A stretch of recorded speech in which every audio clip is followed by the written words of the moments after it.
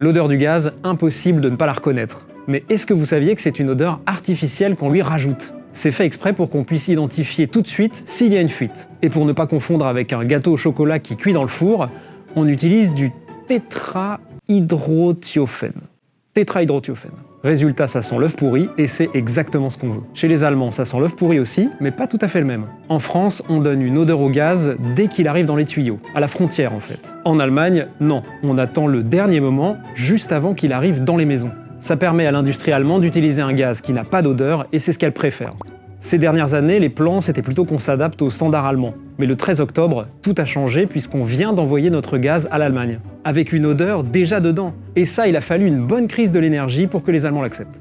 Certains tuyaux allemands vont donc transporter du gaz odorisé, et ça, pour les consommateurs, ça va aussi changer quelque chose. En fait, en Allemagne, suivant les régions, on n'utilise pas seulement du tétrahydrothiofène, mais aussi du mercaptan ou de l'acrylate d'éthyle. En plus, les concentrations sont en général moins élevées qu'en France. Les Allemands, qui vont recevoir le gaz français, auront donc droit à une odeur un peu différente, mais rassurez-vous, toujours très désagréable.